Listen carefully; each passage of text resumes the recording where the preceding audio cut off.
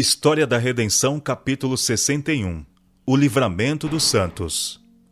Foi à meia-noite que Deus preferiu livrar o seu povo. Estando os ímpios a fazer zombaria em redor deles, subitamente apareceu o sol, resplandecendo em sua força, e a lua ficou imóvel.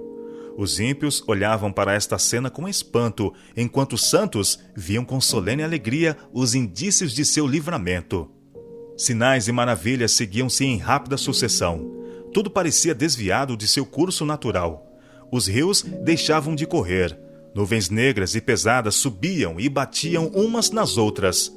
Havia, porém, um lugar claro de uma glória fixa, donde veio a voz de Deus, semelhante a muitas águas, abalando os céus e a terra. Houve um grande terremoto. As sepulturas se abriram, e os que haviam morrido na fé da mensagem do terceiro anjo, guardando o sábado, saíram de seus leitos de pó, glorificados, para ouvir o concerto de paz que Deus deveria fazer com os que tinham guardado a sua lei. O céu abria-se e fechava-se, e estava em comoção. As montanhas tremiam como uma vara ao vento, e lançavam-se por todos os lados pedras anfractuosas. O mar servia como uma panela, e lançava pedras sobre a terra. E falando Deus o dia e a hora da vinda de Jesus, e declarando o concerto eterno com seu povo, proferia uma sentença, e então silenciava, enquanto as palavras estavam a repercutir pela terra. O Israel de Deus permanecia com os olhos fixos para cima, ouvindo as palavras, enquanto elas vinham da boca de Jeová e ressoavam pela terra como estrondos do mais forte trovão. Era terrivelmente solene. No fim de cada sentença, os santos aclamavam: Glória! Aleluia! Seus rostos iluminavam-se com a glória de Deus e resplandeciam de glória, como fazia o de Moisés quando desceu do Sinai. Os ímpios não podiam olhar para eles por causa da glória. E quando a interminável bênção foi pronunciada sobre os que haviam honrado a Deus, santificando o seu sábado, houve uma grande aclamação de vitória sobre a besta e sua imagem. Começou então o jubileu em que a terra deveria repousar. Vi o escravo piedoso levantar-se com vitória e triunfo e sacudir as cadeias que o ligavam, enquanto seu ímpio senhor estava em confusão e não sabia o que fazer, pois os ímpios não podiam compreender as palavras da voz de Deus.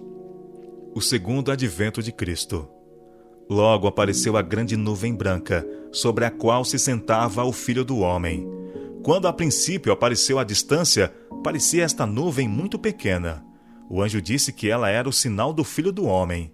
Ao aproximar-se mais da terra, pudemos ver a excelente glória e majestade de Jesus, enquanto ele saía para vencer. Um séquito de santos anjos com coroas brilhantes, resplandecentes sobre as cabeças, acompanhava-o em seu trajeto. Nenhuma linguagem pode descrever a glória daquela cena. A nuvem viva, de majestade e glória insuperável, aproximava-se ainda mais, e pudemos claramente contemplar a adorável pessoa de Jesus. Não trazia ele uma coroa de espinhos, mas coroa de glória repousava sobre sua santa fronte. Sobre sua veste e coxa estava escrito um nome: Rei dos Reis e Senhor dos Senhores. Seu rosto era tão fulgurante como o sol do meio-dia.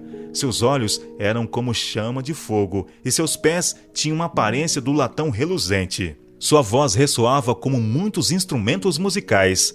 A terra tremia diante dele. Os céus se afastavam como um pergaminho quando se enrola, e toda montanha e ilha se movia de seu lugar.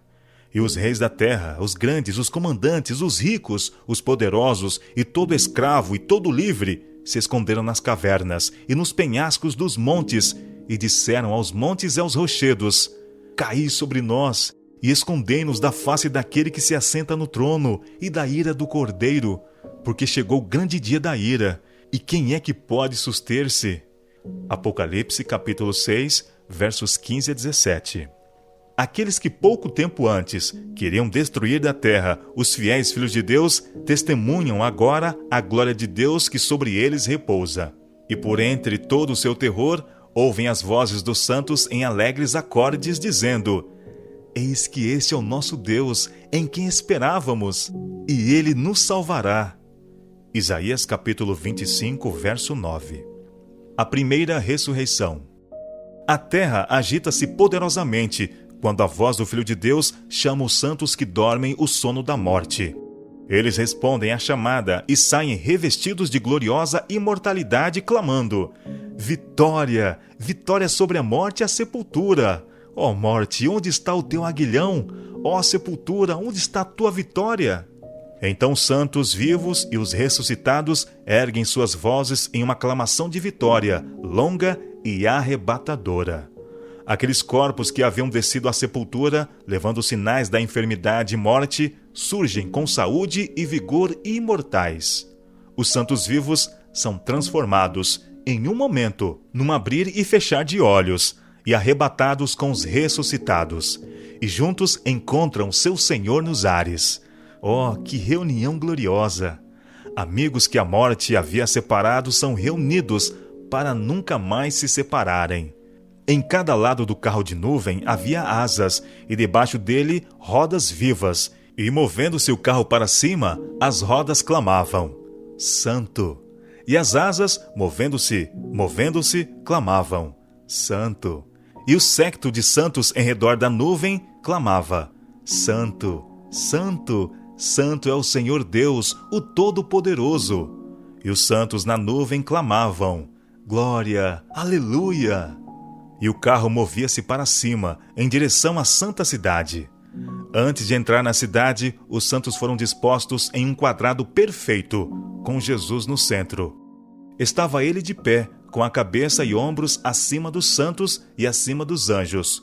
Sua forma majestosa e o adorável rosto podiam ser vistos por todos no quadrado.